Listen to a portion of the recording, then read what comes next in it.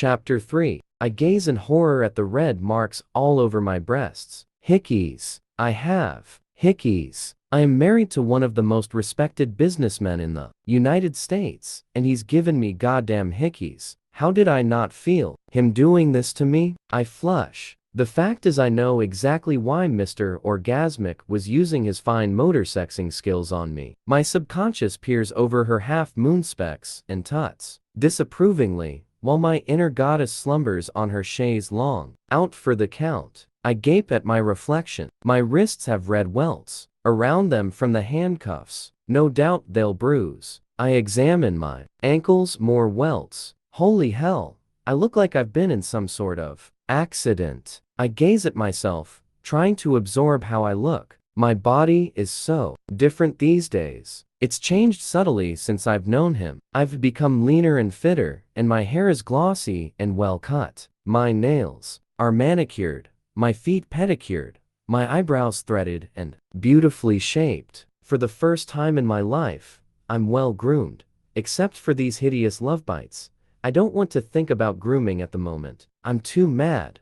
How dare he mark me like this, like some teenager? In the short time we've been together, he's never given me hickeys. I look like hell. I know why he's done this. Damn control freak. Right. My subconscious folds her arms beneath her small bosom. He's gone too far this time. I stalk out of the ensuite bathroom and into the walk-in closet, carefully avoiding even a glance in his direction. Slipping out of my robe, I pull on my sweatpants and a camisole. I undo the braid, pick up a hairbrush from the small vanity unit, and brush out my tangles. Anastasia, Christian calls, and I hear his anxiety. Are you okay? I ignore him. Am I okay? No, I am not okay. After what he's done to me, I doubt I'll be able to wear a swimsuit, let alone one of my ridiculously expensive bikinis, for the rest of our honeymoon. The thought is suddenly so infuriating. How dare he? I'll give him. Are you okay? I see this fury spikes through me. I can behave like an adolescent, too. Stepping back into the bedroom,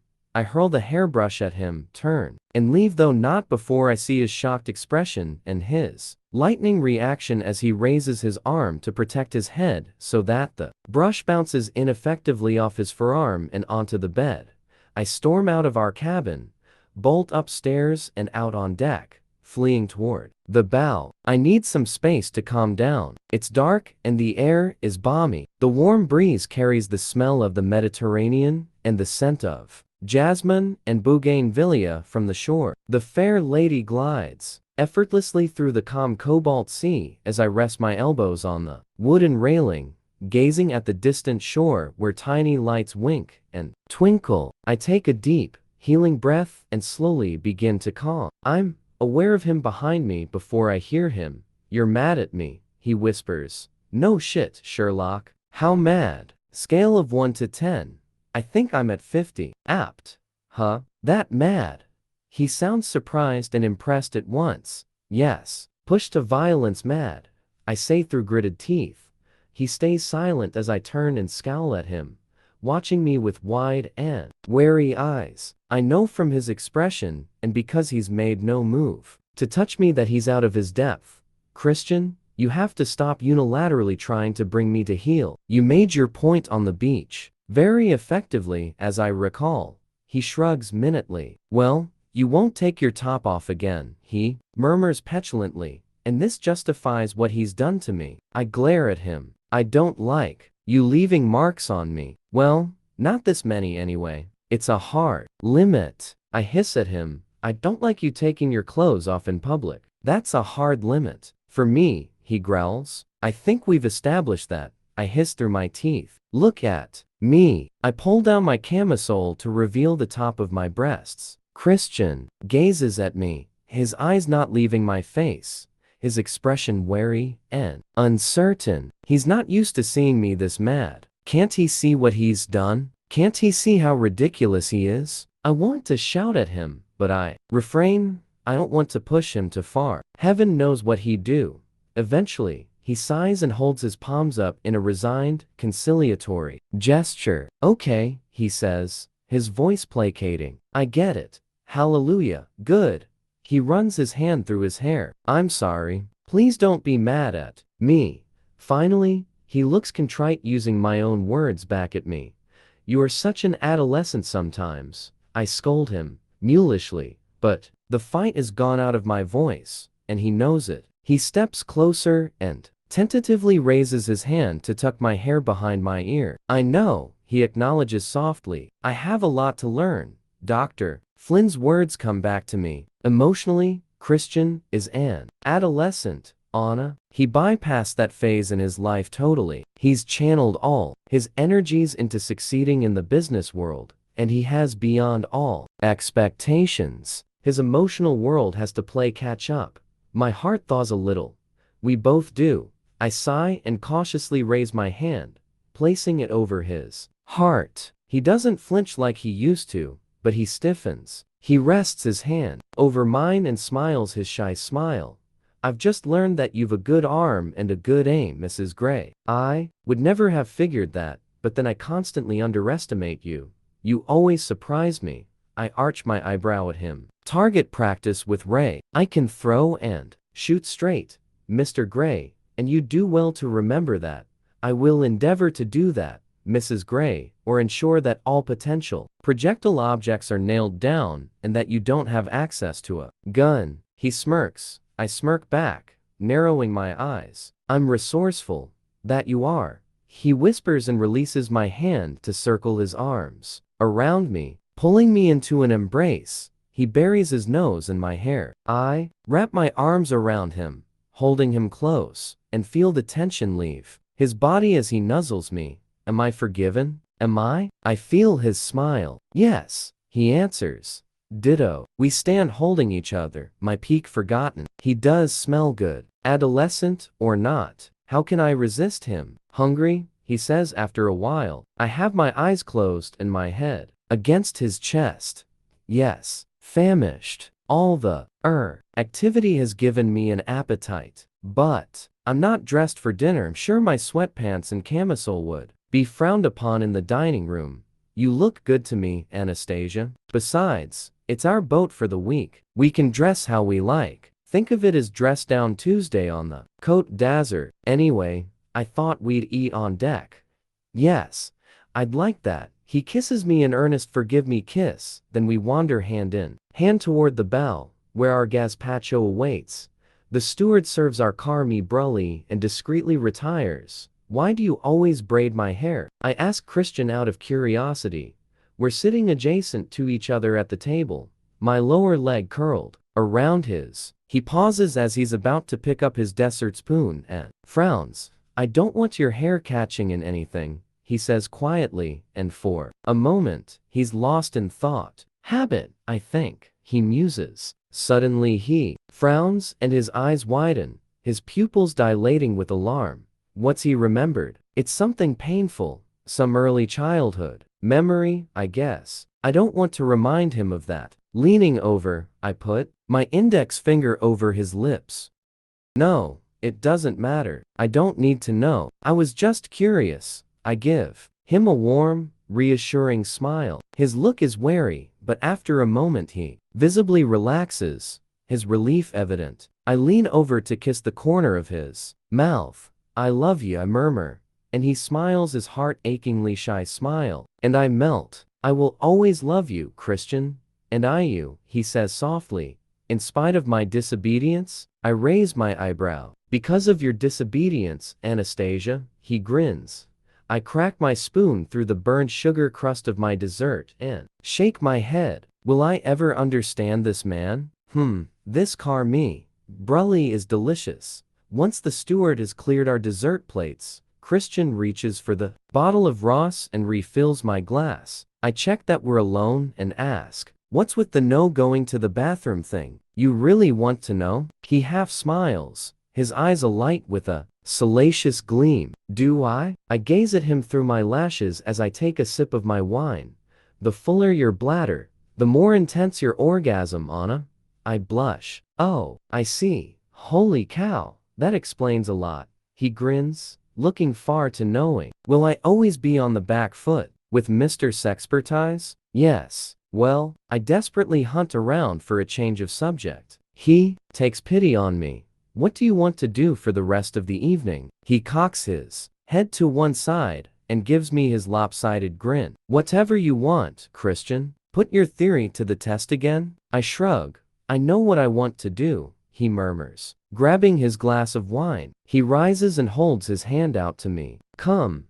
I take his hand and he leads me into the main salon. His iPod is in the speaker dock on the dresser. He switches it on and selects a song. Dance with me. He pulls me into his arms. If you insist. I insist, Mrs. Gray. A slinky, cheesy melody starts. Is this a Latin rhythm? Christian grins down at me and starts to move, sweeping me off my feet and taking me with him around the salon. A man with a voice like warm melted caramel croons. It's a song I know but can't place. Christian dips me low, and I yelp in surprise and giggle. He smiles, his eyes filled with humor. Then he scoops me up and spins me under his arm. You dance so well, I say. It's like I can dance. He gives me a sphinx-like smile but says nothing, and I wonder if it's because he's thinking of her. Mrs. Robinson, the woman who taught him how to dance and how to fuck. She hasn't crossed my mind for a while. Christian has not mentioned her since his birthday, and as far as I'm aware, their business relationship is over. Reluctantly though, have to admit she was some teacher. He dips me low again and plants a swift kiss on my lips. I'd miss your love, I murmur, echoing the lyrics. I'd more than miss your love, he says and spins me once more. Then, he sings the words softly in my ear, making me swoon. The track ends and Christian gazes down at me, his eyes dark and luminous, all humor gone, and I'm suddenly breathless. Come to bed with me? He whispers, and it's a heartfelt plea that tugs at my heart. Christian, you had me at, I do, 2.5 weeks ago. But I know this is his way of apologizing and making sure all is well between us after our spat. When I wake, the sun is shining through the portholes and the water reflects shimmering patterns onto the cabin ceiling. Christian is nowhere to be seen. I stretch out and smile. I'll take a punishment fuck, followed by makeup sex any day. I marvel at what it is to go to bed with two different men. Angry Christian and sweet, let me make it up to you in any way I can. Christian. It's tricky to decide which of them I like the best. I rise and head for the bathroom. Opening the door, I find Christian inside shaving, naked except for a towel wrapped around his waist. He turns and beams, not fazed that I'm interrupting him. I have discovered that Christian will never lock the door if he is the only person in the room. The reason is sobering, and not one I want to dwell on. Good morning, Mrs. Gray, he says, radiating his good mood. Good morning yourself. I grin back as I watch him shave. I love watching him shave. He pulls up his chin and shaves beneath it, taking long deliberate strokes, and I find myself unconsciously mirroring his actions, pulling my upper lip down just as he does, to shave his philtrum. He turns and smirks at me, one half of his face still covered in shaving soap. Enjoying the show? He asks. Oh, Christian, could watch you for hours. One of my all-time favorites, I murmur, and he leans down and kisses me quickly, smearing shaving soap on my face. Shall I do this to you again? He whispers wickedly and holds up the razor. Purse my lips at him. No, I mutter, pretending to sulk. All wax. Next time. Remember Christian's joy in London when he discovered that during his one meeting there, I'd shaved off my pubic hair out of curiosity. Of course, I hadn't done it to Mr. Exacting's high standards. What the hell have you done? Christian exclaims. He cannot keep his horrified amusement to himself. He sits up in bed in our suite at Brown's Hotel near Piccadilly, switches on the bedside light, and gazes down at me, his mouth a startled O. It must be midnight. I blush the color of the sheets in the playroom and try to pull down my satin nightdress so he can't see. He grabs my hand to stop me. Anna, I'er shaved. I can see that. Why? He's grinning from ear to ear. I cover my face with my hands. Why am I so embarrassed? Hey, he says softly and pulls my hand away. Don't hide. He's biting his lip so that he won't laugh. Tell me, why? His eyes dance with merriment. Why does he find this so funny? Stop laughing at me.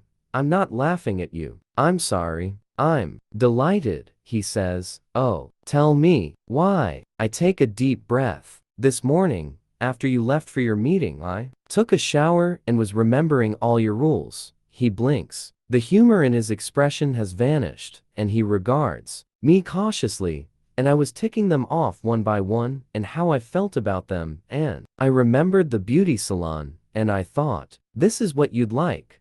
I wasn't brave enough to get a wax. My voice disappears into a whisper. He stares at me, his eyes glowing this time not with mirth at my folly, but with love. Oh, Anna, he breathes. He leans down and kisses me tenderly. You beguile me, he whispers against my lips and kisses me once more, clasping my face in both his hands. After a breathless moment, he pulls back and leans up on one elbow. The humor is back. I think I should do a thorough inspection of your handiwork, Mrs. Gray. What? No, he has to be kidding. I cover myself, protecting my recently deforested area. Oh, no you don't, Anastasia.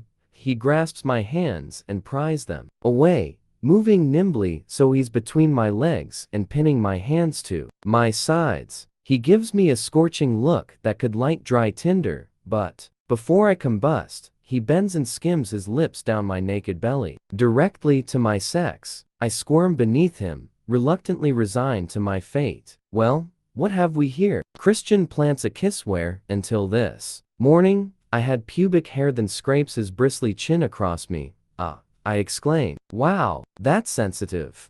Christian's eyes dart to mine, full of salacious longing. I think you missed a bit, he mutters and tugs gently right underneath. Oh, damn, I mutter, hoping this will put an end to his frankly intrusive scrutiny.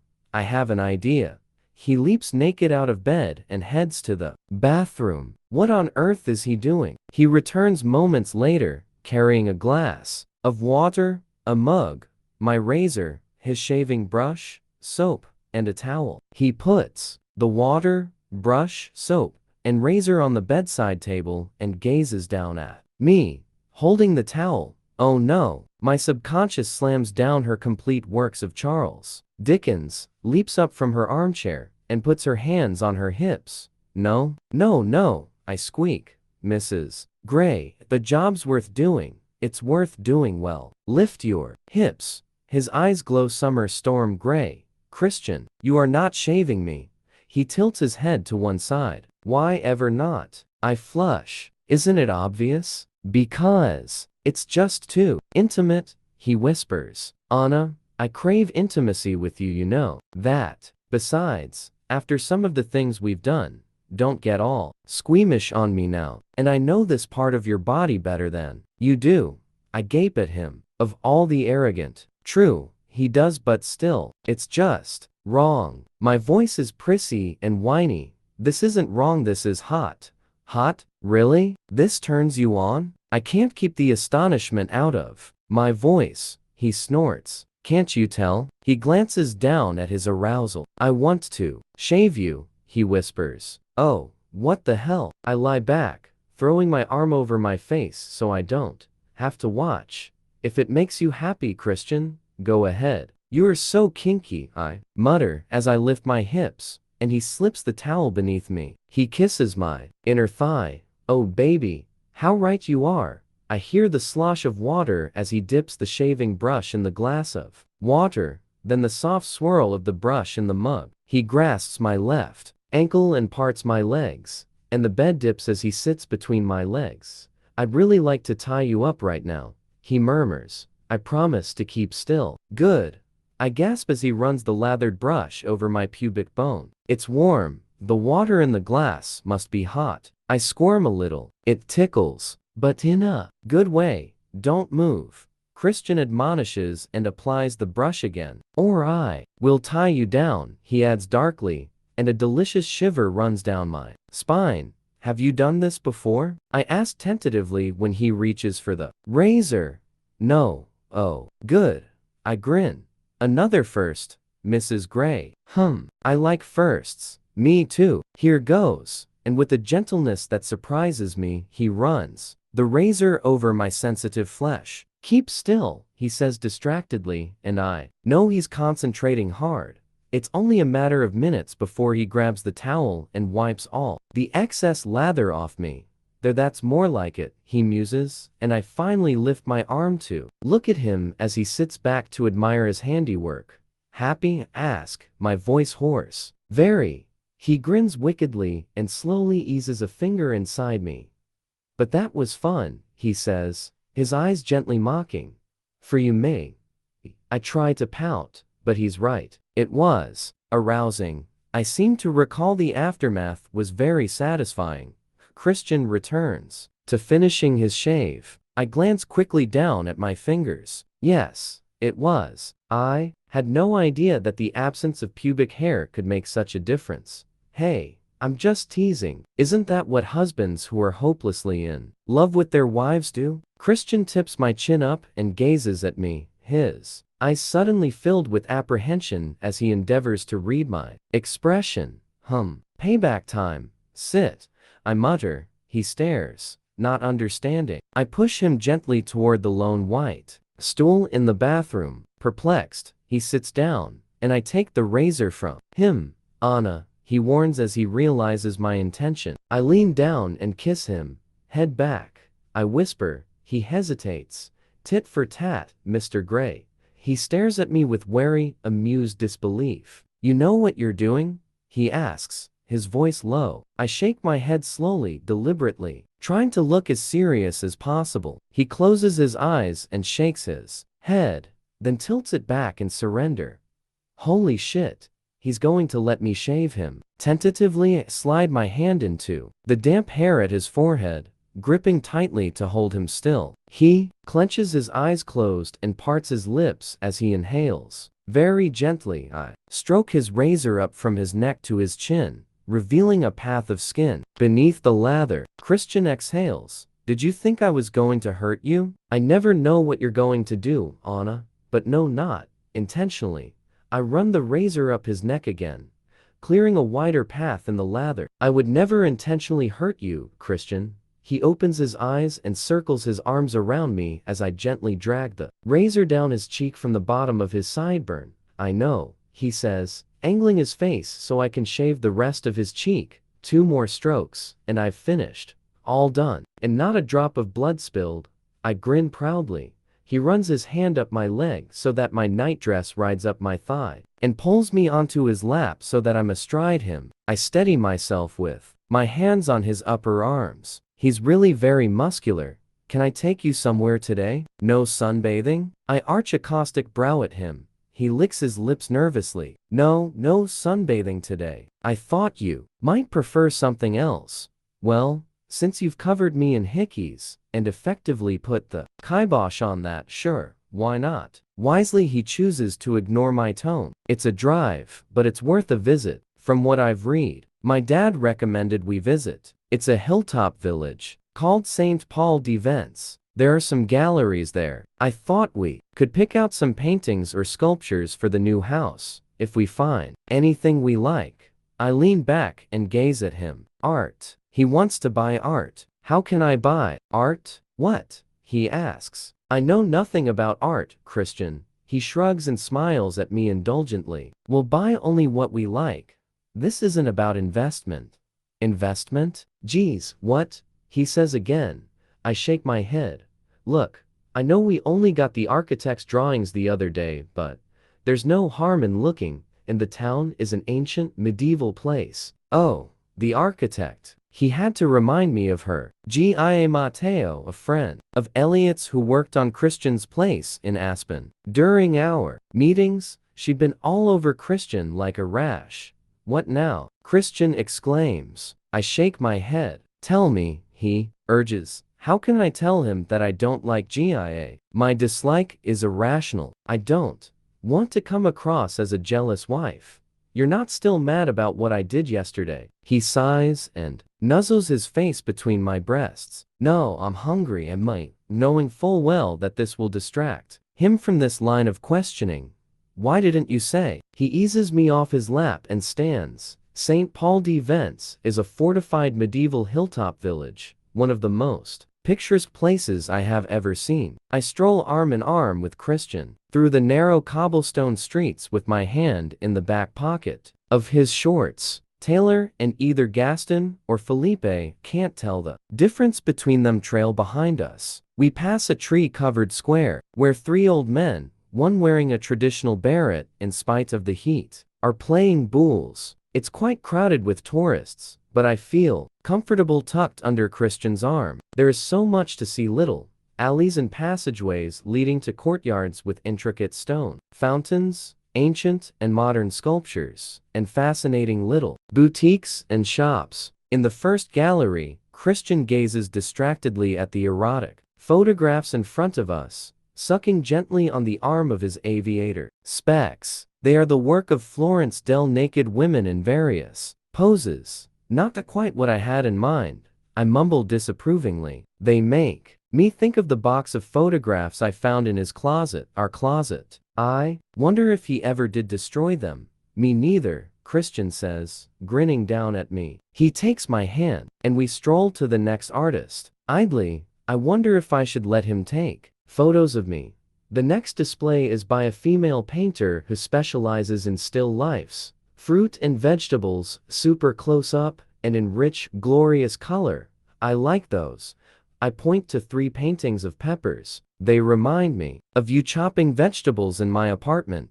I giggle. Christian's mouth twists as he tries and fails to hide his amusement. I thought I managed that quite competently, he mutters. I was just a bit slow, and anyway, he pulls me into an embrace. You were distracting me. Where would you put them? What? Christian is nuzzling my ear. The paintings, where would you put them? He bites my earlobe and I feel it in my groin.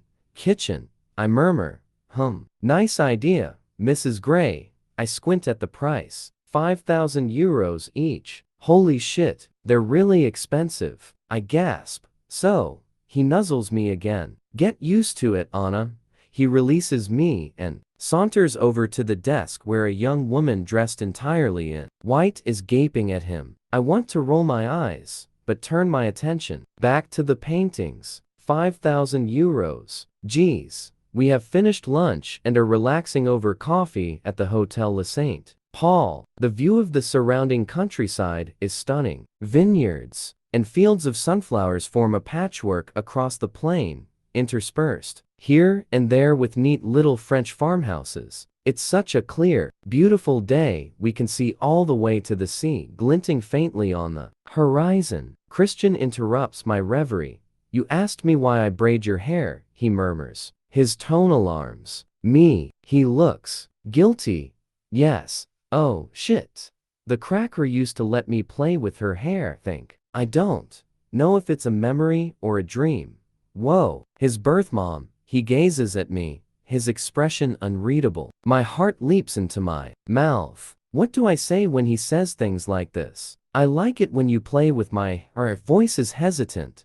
He regards me with uncertainty. Do you? Yes, it's the truth. I grasp his hand. I think you loved your birth mother, Christian. His eyes widen and he stares at me impassively, saying nothing.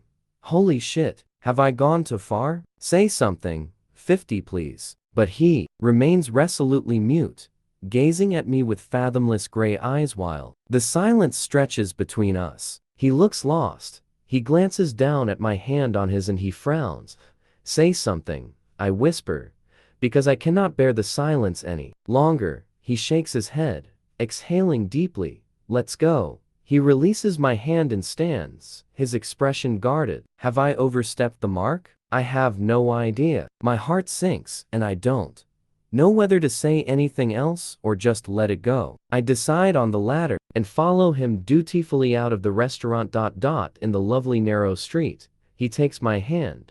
Where do you want to go? He speaks, and he's not mad at me, thank heavens. I exhale, relieved, and shrug. I'm just glad you're still speaking to me. You know I don't like talking about all that shit. It's done. Finished, he says quietly. No, Christian, it isn't. The thought saddens me, and for the first time I wonder if it will ever be finished. He'll always be 50 Shades. My 50 Shades. Do I want him to change? No, really only insofar as I want him to feel loved. Peeking up at him, I take a moment to admire his captivating beauty, and he's mine. And it's not just the allure of his fine face and his body that has me spellbound. It's what's behind, the perfection that draws me, that calls to me, his fragile, damaged soul.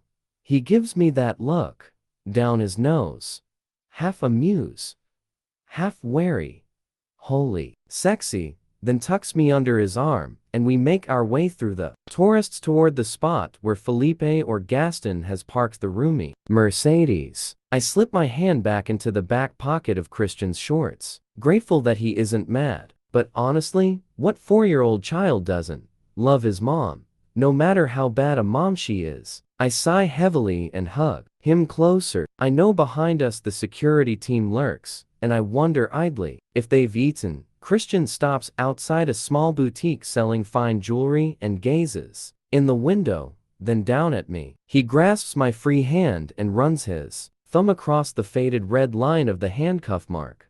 Inspecting it, it's not sore, reassure him. He twists so that my other hand is freed from his pocket. He clasps that hand too, turning it gently over to examine my wrist, the platinum Omega watch he gave me at breakfast on our first morning in London obscures the red line. The inscription still makes me swoon. Anastasia, you're my more, my love, my life. Christian, in spite of everything, all his 50ness, my husband can be so romantic. I gaze down at the faint marks on my wrist. Then again, he can be savage sometimes. Releasing my left hand, he tilts my chin up with his fingers and scrutinizes my expression, his eyes troubled.